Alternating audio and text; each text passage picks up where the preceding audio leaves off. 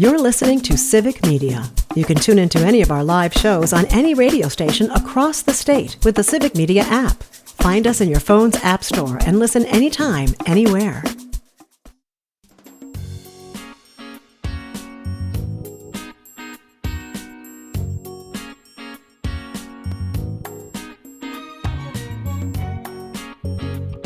Live across Wisconsin on Civic Media, you're listening to Mornings with Pat Kreitlow, powered by Up North News.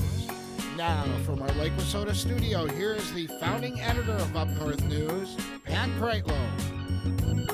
Hey, it's 7:06. Nice to have you back here up north on this Monday morning. It is July 21st, 2025, and let's see, we've got Dr. Kristen Lyerly here. We've got Parker Olson producing this shindig in Madison Studio A2. Up North News reporter Selena Heller joins us from Eau Claire.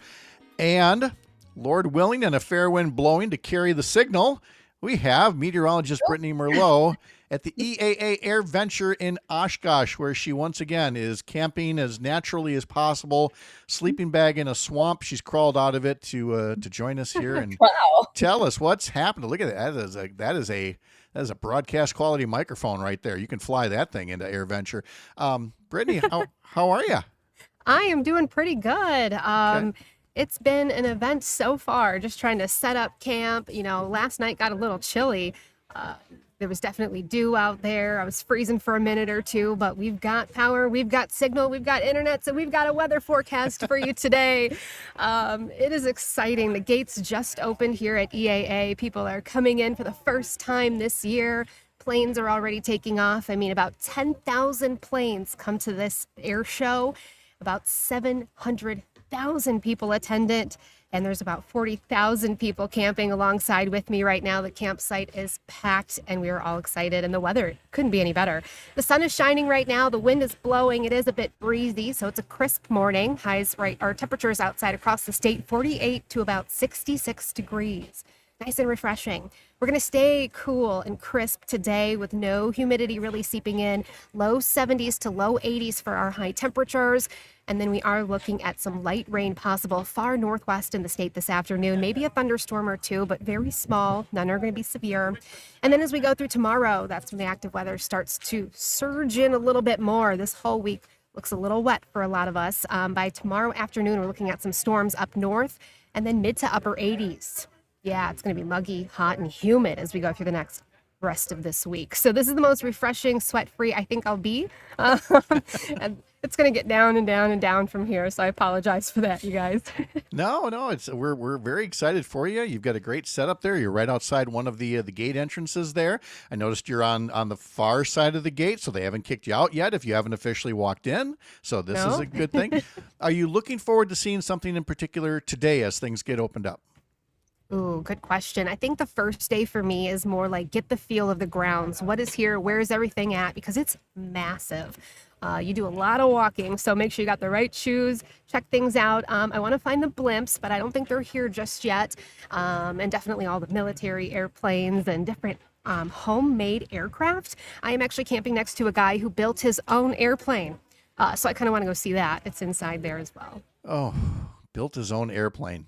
Isn't that the dream? I'd love to do that. No, it's the nightmare, Brittany. If somebody says, "Hey, I built this. You want to go up in it?" No, I do not. But you have a lot more faith that way, and that's what you and 700,000 friends are all better and more trustworthy for it. So, but I did see as I looked through there's little seminars or demonstrations on like everything, like building your own plane and what kind of fabric goes best around, the body and the wings and things like that. There's the military demonstrations, like you said. I mean, it doesn't matter if you're just the rankest amateur or the most seasoned professional. There is something for you to see and learn something about there. There really is. I started off not knowing anything, and now my knowledge has just grown specifically from this event. So it is really cool. They're even having some YouTube, Facebook, how to be a star on that. I mean, they're giving talks about everything. It's not just aviation. It's anything related to it. And NOAA is here. The National Weather Service is here. So Lots of meteorology nerds as well. If I can ask as well from like an infrastructure standpoint, I get that all these people are going to be here to see all of that, but again, you got to take care of all these folks. How much like a fair is it in the sense of like concessions? And I mean, are there more than 6 porta potties? Because I'm sure this thing has grown over the years, and they've had to learn the hard way that you actually have to feed these folks and give them things to do. Or how are the facilities? Oh, they are really, really good up until about, I'm not going to lie, Saturday night, I'm sorry, you guys, it's going to be a little rough out there by the end of the week, but these are the best porta potties I have ever seen. Oh, my. I know. It's the weirdest thing to say, but they are the cleanest. They clean them every single day, multiple times a day. The food, there's plenty of vendors inside. There's even nice restaurants like outdoor rooftop bars, things like that. They've got it all here. And then plus for the campers, we also have stores on site. So we have places to go get ice and food and things to cook and wood and salad or something. But if you're inside the gate, you're going to pay those inside gate prices, of course. Oh yeah, absolutely. Selena, does this compare at all with the air show you were doing for the Chippewa Valley, 2-3 weeks ago? Yeah, I was just thinking about that. I know, and from your standpoint, Brittany, I know we have to have a like emergency preparedness kind of plan in place, and we go through that. I mean, we have a whole specific team just for that, and we all know what we need to do if something happens. And that actually a storm went through one of the years not too long ago, a few shows ago, and it just poured, and the wind blew the porta potties over, and so it was just kind of had to take care of things right away. So I know you probably have a plan like that in place there too. Yes, we absolutely do. We have warning sirens and stuff like that. So the National Weather Service and the meteorologists here will come on and let everybody know that a storm is incoming. They try to give us at least 45 to 30 minutes warning so we can move and get out of here because, again, it's a lot of walking to get to safety. But we've got the EAA Museum as our shelter, and we'll see how it goes. But it's going to be an active week as we move into later in this week for sure here in Oshkosh.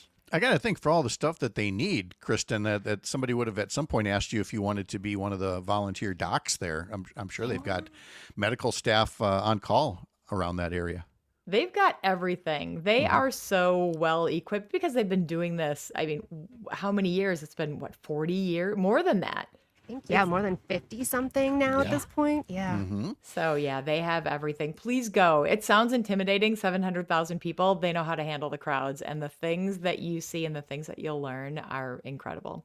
All right. Absolutely. Good morning from Tigerton, says Rob. Hazy sunshine in 58 because we've got that Canadian wildfire smoke moving back in the area, don't we here? We do. Okay, I worked on my lawn tractors, getting them ready for more mowing jobs today in Wittenberg. There was storm damage from Saturday morning in northeastern Marathon and northwestern Shawano counties from high winds and hail. He says, I heard the planes over my house yesterday headed toward Oshkosh. They also had a plane fly out in Wausau heading toward the EAA. Yes. We were talking about it being National Junk Food Day. He says, I have a bad habit of eating Hershey bars with nuts and a bowl of ice cream and loads of chocolate toppings. Mm-hmm. Okay. Let's see. And he too remembered the Captain and Tennille variety show back in the 1970s. He loved hearing Kristen sing along during the commercial break to the Captain and Tennille and said she should be singing every day. Brittany is a shining star of the EAA. He says it's like Farm Progress Days for the agricultural community. And then Alicia was chiming in as well, saying, woohoo, she's going to be searching for Brittany when she gets down there. And she says home builds are awesome, meaning home-built airplanes. Compared to, she says, again, as a veteran, our military aircraft are held together with duct tape and hopes and dreams. And Tony asking on YouTube, I thought Noah got fired by the government. Well, I'm sure that'll be a discussion point out there as well. Yes. Oh, it will. there will be a lot to talk about there. All right. Will we see you in an hour, Brittany, or will you already be on a blimp or something by then? Nah, I'm going to hang out with you guys. Oh, bless your heart. All right, good. We'll see you in a little while. Thank you. All right. Sounds good. Hey, remember, you can sign up at Up North News for our daily newsletter, upnorthnewswi.com. And remember, today, it's about the EAA. So you can learn a bit more about that, and not just what's at the show, but what goes into putting on AirVenture, which includes a whole lot of volunteers, the people from the Oshkosh community who truly make this thing happen. So you can sign up again on our website. You can also sign up for our Sunday morning newsletter. That one has much more of a political bent to it. And we ask about candidate for governor Bill Berrien running ads already for governor, more than a year before the primary. But of course, nobody knows who Bill Berrien is. He's a guy that runs a business and he wants to be governor. So in the newsletter on Sunday morning, I asked, what is your impression of a candidate running ads this early? Is it, I hate it, and if I see ads that early, I'm immediately going to dislike this person and never vote for them? Or is your answer, I get it, I don't like it, but if you got to build name ID, it's what you got to do? Or is it option C, you actually like that? You like when somebody is advertising early. It shows that they're, they've got a lot of initiative and that they are worthy of your attention. Well, needless to say, gang, a lot of people pick an A. They do not like the political ads a year in advance. But it's far from unanimous. There are enough people saying B, they get it, they understand it. And there are a couple of folks already saying, that they admire that somebody wants to jump in. I think that might be more politics driven, that maybe they're not Tony Evers fans and they're just happy that somebody is running ads for governor right now. But, Kristen, along with me from being a candidate, there's a whole different strategy on when you start advertising, because once you do, you're burning money now instead of raising it. Yeah, but I think here in Wisconsin, we have so many elections, and we as a swing state are so targeted. So there are so many ads and also unlimited money. So I think, based on conversations that I've had with friends and neighbors, that people just are tired of it. Like, people want to enjoy the summer and they want to go to EAA and they don't want to be thinking about politics, because politics is always looming over us right now.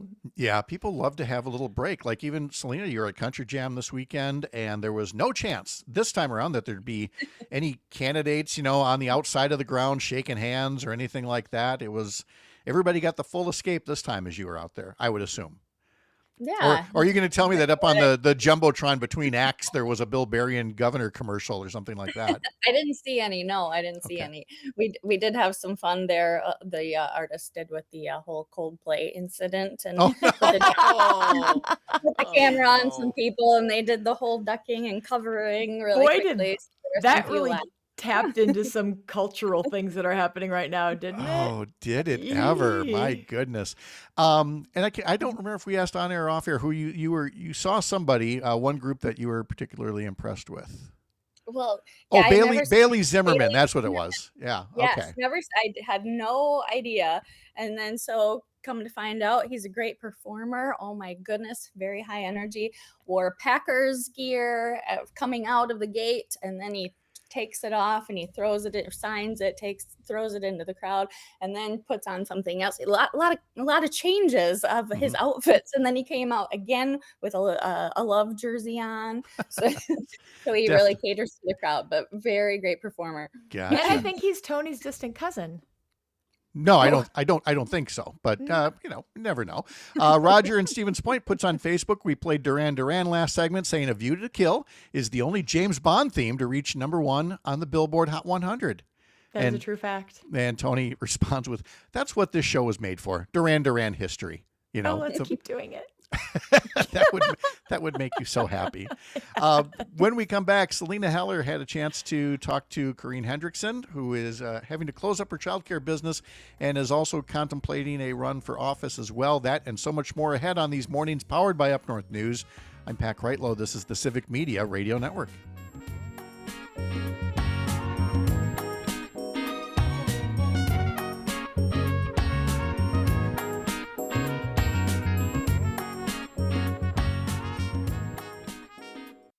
You're listening to Civic Media. Stay up to date on the latest news and information for your local community and Wisconsin by signing up for our free email newsletter. Visit civicmedia.us/email to get started.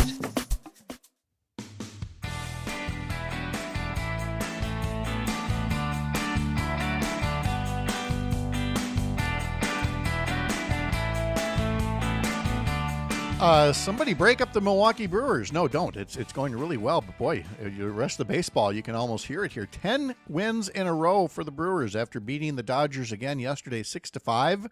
They are now on a 10-game winning streak, and 6 of those 10 wins coming against the Dodgers. 6-0 for the season series against them.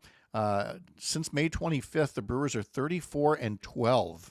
Best in the majors. They now move on up the coast to Seattle. And let's see, what time does that pregame start? 8:05. There it is. Coverage begins on several Civic Media stations for the games in Seattle tonight, tomorrow night, Wednesday afternoon. And then the Brewers are off Thursday, coming home for a weekend series against Florida. And then a week from today, their homestand continues, taking on 3 games with the Chicago Cubs.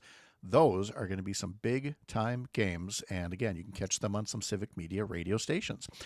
Selena Heller with us now, along with Kristen Lyerly and Parker Olson, who produces this little shindig. And let's go back to Selena to find out more about talking to Corrine Hendrickson, who is a child care provider in New Glarus, but you did not go to New Glarus, to be clear. Corrine Hendrickson was coming up to the Chippewa Valley. She did, along with a few other people who were in town. When Christian Phelps spoke at this rally, it was a Keep Wisconsin Working rally, a rally for childcare. So they were talking about, what happened in the budget this year or just recently with childcare. And that is, the state really never has included funding for childcare. One of 6 states that hasn't, and now it has, but really it's not a whole lot. So that's what they were talking about, and then kind of bringing attention to that because it's just not enough to support providers and make sure teachers get paid a living wage. So they surmise that about 25% of providers may close. So they're kind of bringing attention to that matter. And so this is Corrine. I talked to Corrine. I talked to other just parents who said we did everything right, and we have jobs, we have full-time jobs, but we just can't even afford childcare. So it's a big problem. And Corrine talks about what's happening. Childcare, we received $110 million through the interest from the federal American Rescue Plan Act funds, and it is only for 11 more months. The ask was $480 million, so we got less than 25%, and it is about a 20% per month cut in funds that we were receiving that offset the cost of parents' tuition. And so for myself, I sat down and did the math due to the ages of the children, increased costs for food and insurance and all the other things that go along with running a small business, and the cut for 20%, my rates were going to have to go up about $60 a week for me not to take a pay cut. And I don't make enough the way it is to take a pay cut, let alone. So I made the difficult decision to close my business in order to make sure that the children that I have in my program right now will have a place to go in September. So she mentioned that on our show last week as well, and that she was somebody who earlier in the year was pointing toward a state commission survey showing just how many child care providers were faced with going out of business if the state budget did not renew the child care accounts program. And now she's become one of them, and she is very frustrated. Yeah, she said, I just can't justify putting my family into bankruptcy. So I can't raise the money for these families that I have. And it's just kind of this big conundrum. So it's just a problem that all these providers, in-home providers are having, and even not in-home providers. So it's just across the board. And to be clear, there are plenty of folks who point at the Republican majority in the legislature as, the primary culprit. But Corrine Hendrickson is also saying, well, they're not the only culprit in her book. There are a lot of people like Corrine that say folks from both parties could have done a lot more. Let's hear what else Corrine Hendrickson had to say to Selena. It's sad, but also exhausted, exasperated, frustrated, and just demeaned by the people who supposedly care about us. We have elected reps on both sides of the aisle that campaigned on families and working families and hardworking families and making sure that children and families are supported and stabilized, but yet refuse to do the one thing that we know it will take, which is investment. And that's what all the other countries are doing. That's what almost every state is doing that touches us. All the states around us are investing. We're losing our young people to those states because why would you stay here? And that also is frustrating because our rural communities, especially where I live, they're being hollowed out. And so not only are we losing our children and and families, but we're losing our volunteers, we're losing our firefighters, we're losing our EMTs, we're losing all of the things that make a community strong. We're losing our public school teachers. And so I'm watching the population of most of the communities around me go down, and watching people frustrated because they want their communities to thrive, and they worked hard to do that, and they come together as community members, but community members can only do so much. And that's where therein lies the problem. Our government is supposed to make sure that everyone has equal opportunities and not pit each other against each other and not choose the wealthy and well-connected over the general population. And right now, that's who we have in office in our state and federal government. And Kristen, rather, in hearing that from Corrine, it just reminds me that last hour we were talking about Tony Weed, who also could be working on things that would help families, and instead is touting a bill he introduced last week to make it easier for mass shooters to shoot more rounds at once, remove any limits on gun magazines. And so, Kristen, as a candidate, you too have heard all this frustration of we feel like we're doing everything right, but we're not getting the support we need from the people we vote for. Corrine says it so beautifully, and I really appreciate how she uses her perspective as a childcare provider to also highlight all of the other pieces that are connected here, and how this is just the beginning of the domino stream. So if you can't get childcare, you can't go to work. If you can't go to work, you can't afford your housing and your food. If you can't do, it is just that community glue that we all need to pitch in if we are all going to be healthy, living meaningful, forward-focused lives. So yeah, our politicians need to reflect the needs of the people, and that is absolutely not happening right now. So look for that story from Selena Heller over at Up North News on our website and on social media as well. Selena, thank you for bringing that to us. Have a great start to the week. Thank you. You too. All right. When we come back, the chair of the Wisconsin Elections Commission has some thoughts about primaries, whether they're good or bad or necessary. That's coming up right after this. You're Up North.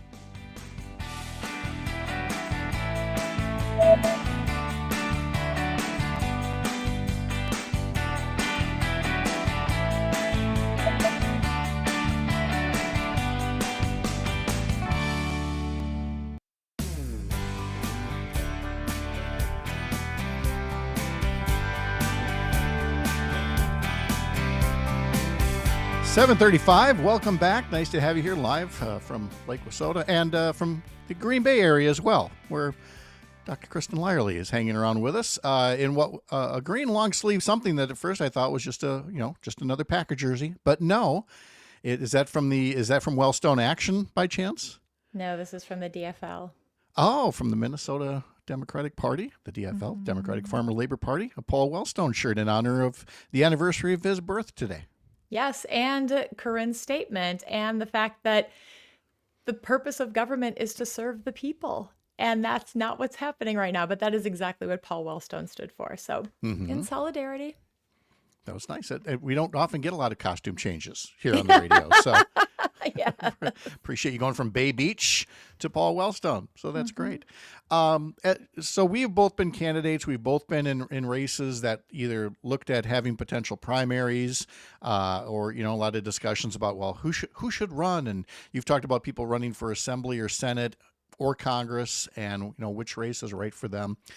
And the chair of the Wisconsin Elections Commission, who's also a Democrat, the chairmanship flips between Democrat and Republican chairs. Anyway, put up a post about primaries because there's been a little bit of, if not controversy, then discussion in a couple of different legislative districts about to what degree either the state party or others, are influencing whether there will be a primary or not. And for me, this began when Corrine Hendrickson mentioned that she was thinking of running in the 17th State Senate District down there near southwest Wisconsin. Because I knew that recently State Representative Jenna Jacobson had announced that she was running for the race. And when I hear that a state legislator is going to be running, like state rep is going to run for state senate, I have to admit, I assumed okay, well, the decks have been cleared and that's what's going to be the case. And we had Robin Vining announce, that she's going to be running against Senator Rob Hutton of Brookfield. And you find out that that's not necessarily so, that there are other people interested in running. So to what degree is a primary good or bad? And down in the 17th Senate District there was a long Facebook post. Brick Cider is the Facebook account. And somebody talking about their desire to explore a run for state senate, and they felt like they were talked out of or maybe intimidated out of running by a group called the SSDC, the State Senate Democratic Committee. Now, the SSDC is not exactly the same thing as the state party. This is the political caucus for the Democratic members of the state Senate. So there's the SSDC, the State Senate Democratic Committee, and the ADCC, the Assembly Democratic Campaign Committee. And they obviously get involved in recruiting candidates, just as at the congressional level, Kristen and I were both, not recruited, hounded by the DCCC, the Democratic Congressional Campaign Committee. And in all cases, Kristen, well-meaning folks, but that does not necessarily make them, the be-all and end-all experts on local races. I have so many thoughts on this. First of all, to make it very clear, the SSDC's job is to recruit people to run for state senate, and the ADCC's job is to recruit people to run for assembly. And the DTRIPS is to get people to run for Congress all over the country. So there are bodies that do that work. And there are seats that they focus on that really can make a difference, where they look at the numbers and they think this is a seat that we can win. So they want to make sure that that's a great competitive district. So they tend to put a lot of time and energy and effort into these districts. And the 17th Senate District here in Wisconsin, which goes from south central Wisconsin all the way over to southwestern Wisconsin, is one of those districts. They want that candidate to be the shiniest, best supported, greatest fundraiser, all of those things. And when they find somebody who they think is that person, they elevate that person. But when there are other people who are on the outside and don't have the same connections and maybe the same background, it's harder to break through. And it can be a challenge. But I would say, as somebody who actually helps to recruit and support candidates in Northeast Wisconsin, a primary is not a bad thing. A primary is an opportunity to talk about what you care about and to get your voice out there.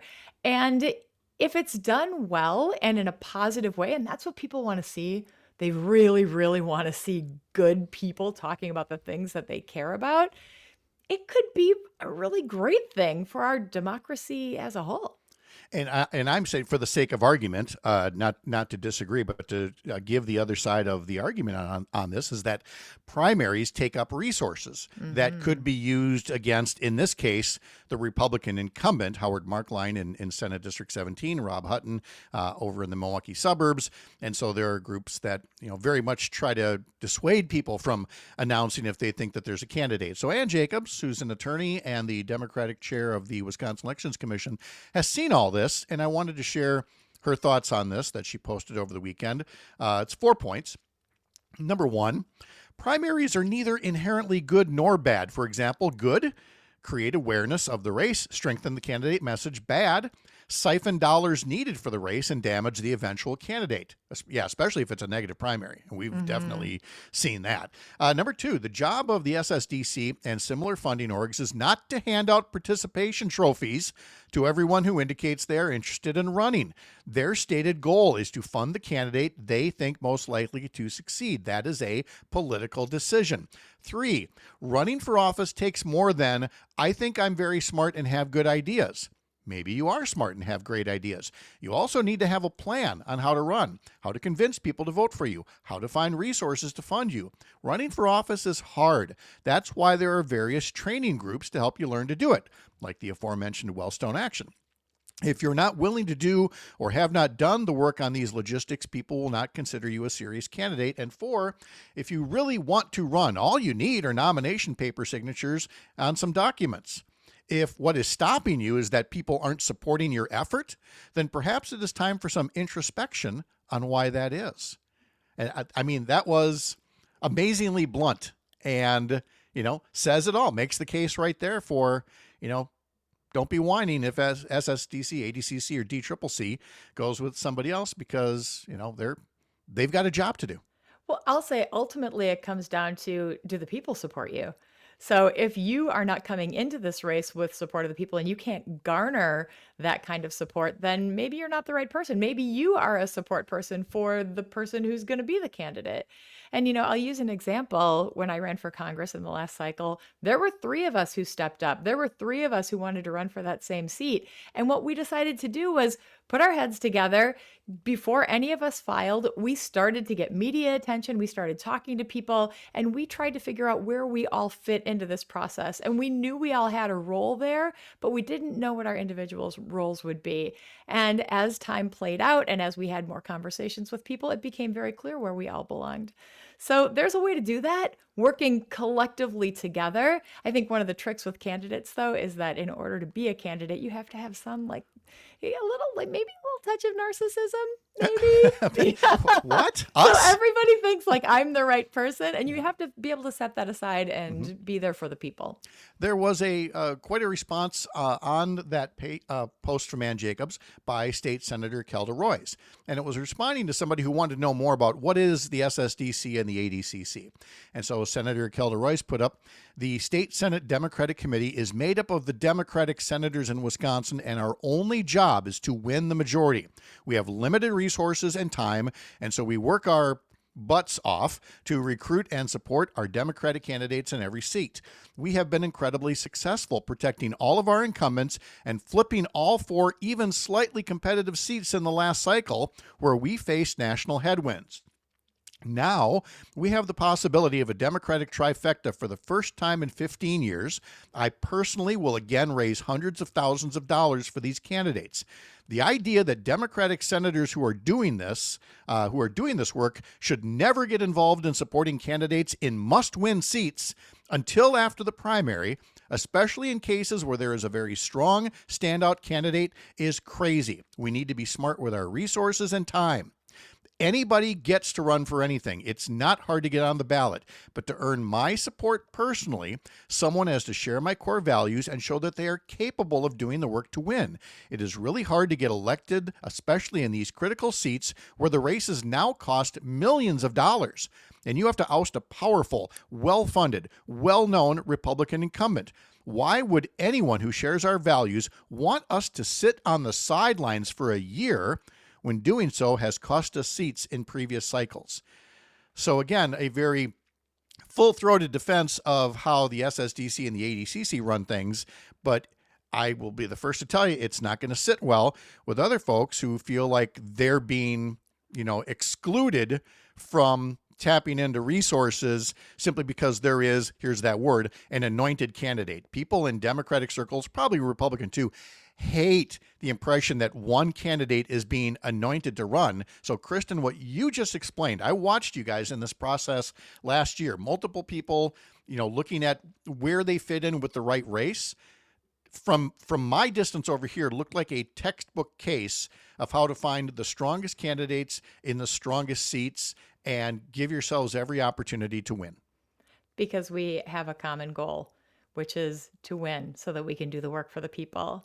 And, I think another really important point here, Pat, is our primary is late. Yes. Our primary isn't until August, and the general is in early November. So if we have competitive primaries, we don't have a lot of time to line up behind that one candidate between August and November. It seems like a lot of time, but it actually isn't in an election cycle. So that's why we really have to do a lot of that work in advance of the primary. And that's why the work of the SSDC and the ADCC is so important.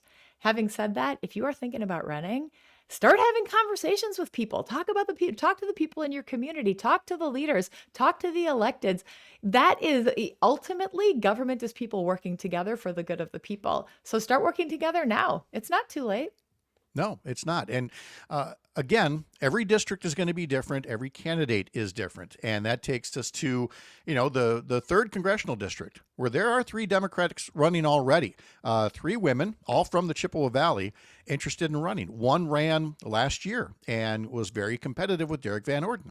And there are definitely people who feel like the decks should be cleared for Becca Cook to run and be the nominee again.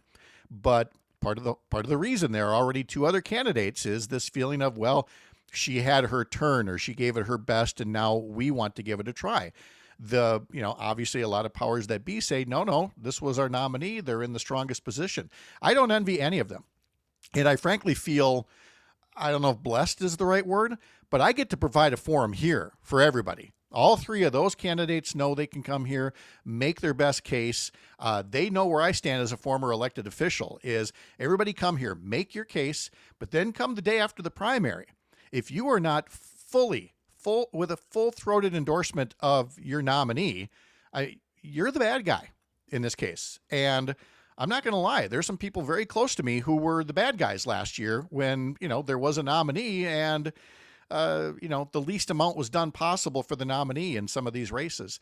We all, who are invested in November have to come together after the primary and go, this is the way forward, as difficult as it is. Right. This isn't a time to hold grudges. This is a time to work together to make the change that we all want to see. And just briefly, I'll tell you, we've got 4 people who are looking at running in Northeast Wisconsin. And I believe in Glenn Grothman's district, there are 4 people who have already filed. So enthusiasm is high. Get involved. Even if it feels impossible, get involved in some sort of a meaningful way. There is a place for you at the table. So there you go. You've heard the pluses, the minuses of primaries and support behind them. And in all cases, there is room for you to increase your civic engagement. A local update is coming up next for some of you. And then for the rest who are sticking around here, Jimmy Koska will be out along and we'll talk about, how about those Brewers, 10 in a row? Yeah, that's a pretty fun thing to talk about. I think we'll do that after this. You're Up North.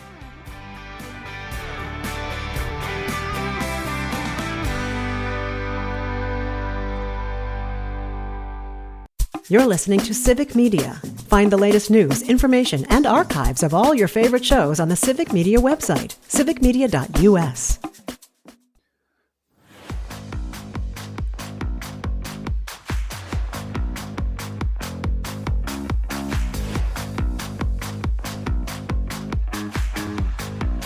.52 the time here on these mornings powered by Up North News on the Civic Media Radio Network. Parker Olson produces from down in Madison Studio A2. Kristen Lyerly is here, as is Jimmy Koska, to talk about sports from over the weekend. The All-Star break, but also there's a different All-Star. Is there a high school football All-Star game, Jimmy?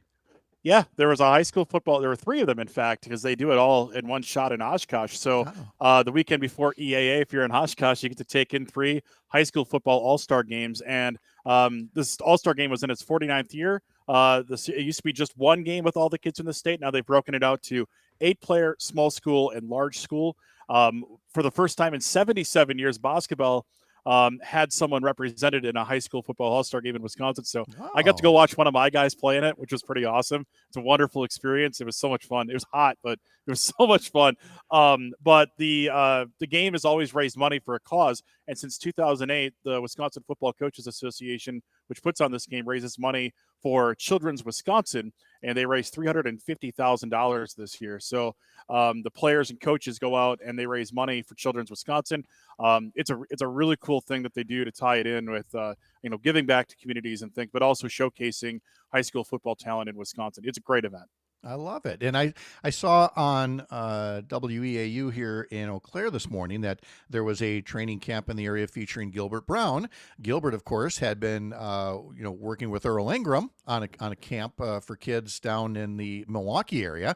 So, I mean, I love the stories this time of year about, the athletes who give back, the people whose donations make these things possible, including these all-star games and, everything that you need to do so that a guy like you can still get up and do football practice at 5 a.m. I've been in football mode since 4 o'clock this morning. But here's the thing: the first high school football games in Wisconsin kick off exactly 1 month from today. So It is football time. Let's go!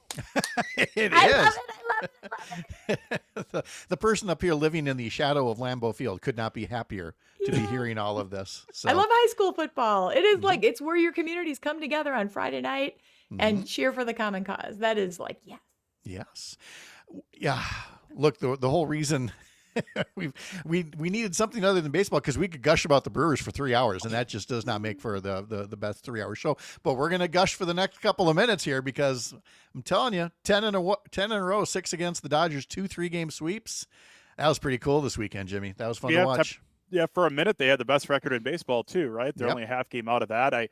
here's the thing. I know early in the year, they started out a little slow out of the gate, and people were they're already 4 games in. People are like, well, this is because they don't spend money and, all this, but and even now people are unhappy with this winning streak because the Brewers still need a bat or they still need this or that.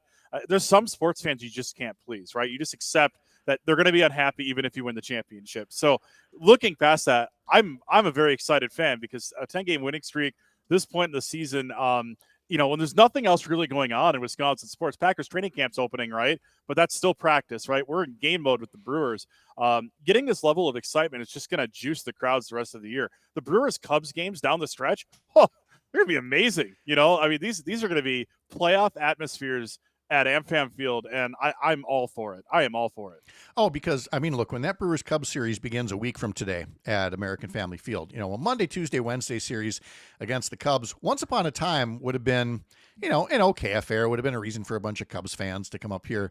But now with these kinds of, division, stakes, there are going to be so many people now who do not sell their tickets and who not just make sure that a Cubs fan is in the seats. But there will actually be more Brewers fans in the seats than there would be in a typical Brewers-Cubs series. Yeah, thankfully. These are great games to go standing room only, too. You don't need a seat to go to a Brewers game. You can get standing room only tickets and just wander. That's what I did when I was in college for $4. I'd go and stand above the bullpens and explain parts of their game that maybe I didn't agree with, calmly, rationally, of course.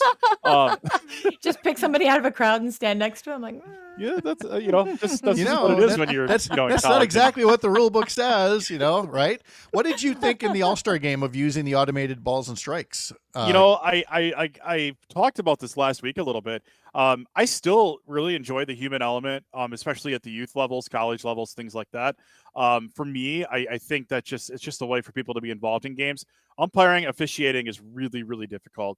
I think, though, for professional sports, it is probably a way we need to go because with so many cameras and technology on our side, you can't afford to get it wrong. You got to get it right. And we've seen for years just how much replay has evolved and developed to the point that replay is now part of even high school sports in limited cases, state championships in Wisconsin only. But I do think that at some point for professional leagues, they're just going to have to tackle this thing head on and just embrace the fact that technology is here and we should use it to make the game better. Tackle it. I see what you did there. Because that was football season. Let's go. 2025 season, the league is going to begin using Sony's Hawkeye system for first down measurements, replacing the traditional chain gang. Which is fine, but again, much like the strike zone, you got to make sure you understand the definitions. What is a first down? Is it where like the chalk line begins? Is it a very finite point? Is it the tip of the football? The strike zone, we talked about that last week. Is it a cube? Is it a rectangle? So as long as you got your definitions down, we can do this, but otherwise, there's going to be more of those types of discussions you just talked about having with Cubs fans. Well, there's definitely variables in anything you do in sports, right? There's always going to be things you got to account for, and I think that's why we haven't just seen technology completely take over. But field dimensions are pretty much explained. They're written down, things like that. Some things are easier to explain. A first down is 10 yards. As you said, they'll find whatever that definition is, and they'll make it work. Those things don't change. Things that do change, obviously, are human element things, things that are subjective in nature. But I think technology can, for at least the parts that are clearly defined, can eliminate some of the guesswork. What were you going to say, Kristen, clearly? But guys, what are we going to have to complain about when we get a bad call? That's all part of it, right? $17 beers. And what our own coaches have called, the plays that they called. We can yell at ourselves because we do a good job of it. Can't believe they pulled that pitcher already. Yeah, that too. Jimmy Kuska, thank you so much. Appreciate it. See you on Wednesday. See ya. All right. Dr. Lyerly's going to hang around here for a bit while we say hi to John and Gordy. And then also next hour, talking about toxic masculinity and Maha feminism and the dangers of that as well. All coming up on these mornings powered by Up North News on the Civic Media Radio Network. The national news cycle never stops, but it can be hard to find news about your local community. Civic Media is dedicated to providing quality local and state news coverage across Wisconsin. With the Civic Media app, you can get notifications about local stories that matter to you and your community. Find the free Civic Media app in your phone's app store and choose notifications from the menu to tell us what kind of news you want to hear about.